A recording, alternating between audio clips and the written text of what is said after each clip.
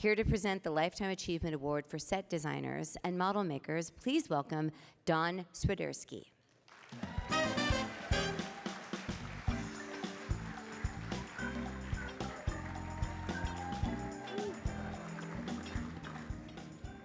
Good evening. It's a privilege to celebrate a remarkable career and cherished friendship tonight. From our early days at American Conservatory Theater to our collaborations in Hollywood art departments, I've seen Barbara MESNEY's talent and artistry flourish as she transitioned from the theater to the unique demands of film and television set design. Over the years, we've worked together on projects ranging from the epic scale of Spider-Man 3 and Hancock to the stylized worlds of Hail Caesar. One week she'd be channeling Dorothy Draper, the next she'd be choreographing the movement of set pieces for a complex musical number. Barbara brings an exceptional eye for design, proportion, and detail to every project. Her mastery lies not just in her artistic vision, but in her ability to translate those ideas into buildable and shootable sets. Her fluency in the language of construction drawings makes her an invaluable asset to any art department. This language of drafting is the foundation for every set and the common language of every construction craft. Turning ideas, sketches, illustrations, and research into physical reality is one of the main goals of the art department, and the art of set design is where magic happens. As Barbara herself puts it, this is where it all starts, at the drawing board. For her, the actual drafting just isn't a process, it's the reward and the joy. On behalf of the Art Directors Guild members, please join me in celebrating the remarkable work and achievements of Barbara MESNEY. Let's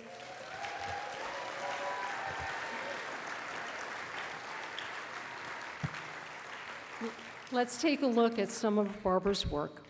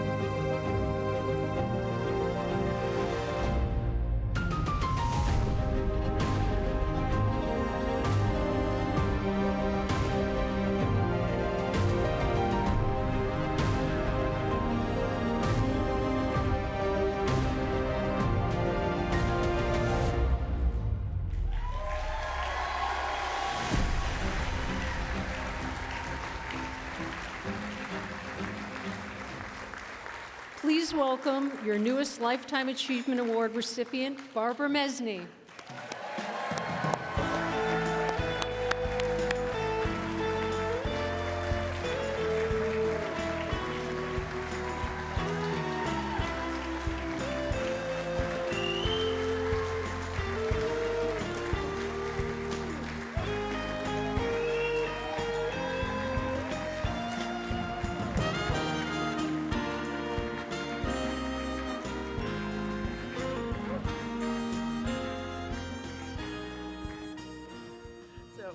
Just a little correction, my name is MESNEY, like Disney.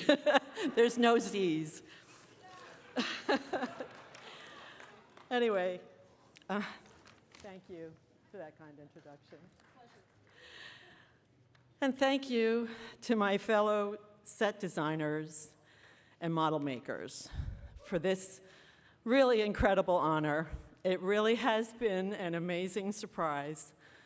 As some of you already know, my career began as a scenic designer for live theater, and I also worked as a scenic and mural artist for many years. I was happily designing in regional theater, working in many venues with many different directors, getting good reviews and winning awards, when my thespian father suggested I might consider film and television. And I said I wasn't interested. Little did I know. I worked as a scenic designer as well as the associate designer, managing the design department for the American Conservatory Theater, San Francisco's largest repertory theater. Oh, I'm glad you know it. Thank you.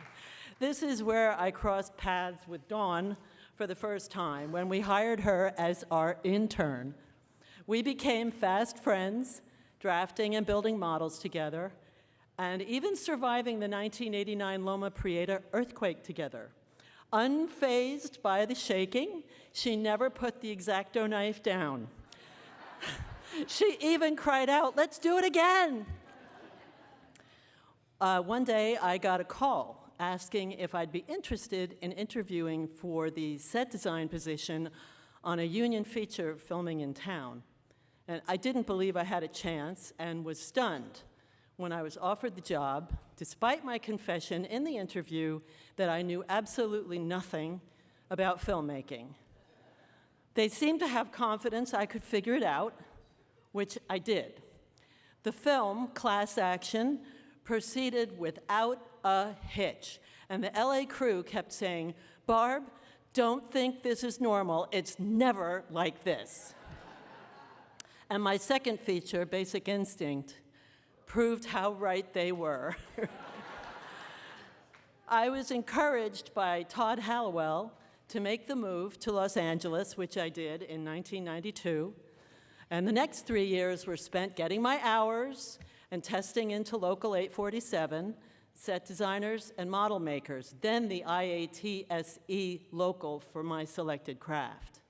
Marge O'Bernay swore me in, and I couldn't have been happier. I already was a member of United Scenic Artists Local 829 for my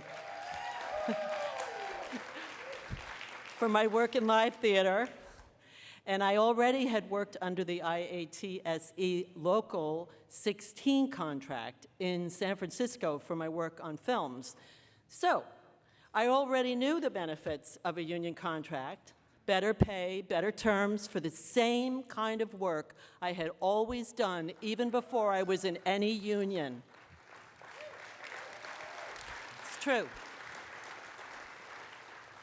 I am grateful for all the benefits and protections of our Local 800 contract and for the lifestyle it has afforded me.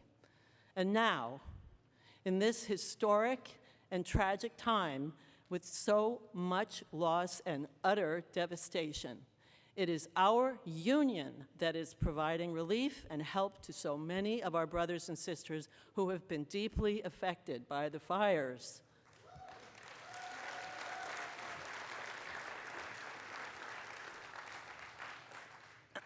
It has been the privilege of my life to have been welcomed into this vast community of astoundingly talented artists here in Hollywood. And I am so grateful to have had the opportunity to meet and work with many of you. Being surrounded with creative people executing their crafts and such proficiency and professionalism never ceases to inspire me to do my best work, to care deeply about every detail of my design work, and to always strive to improve. I'm so lucky to say I have never been bored.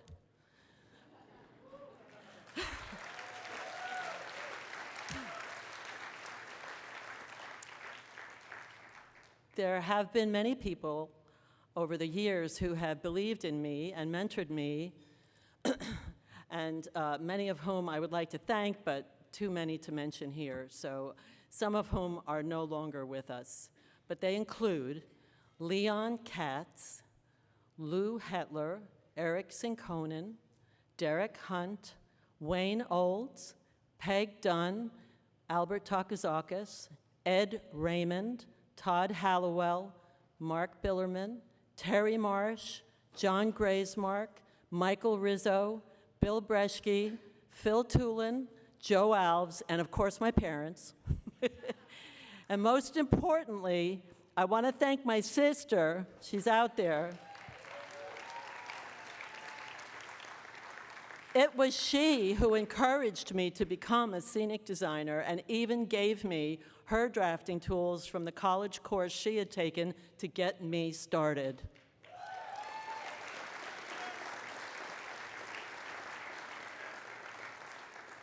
And once again, I would like to thank my peers for this extraordinary honor. Thank you.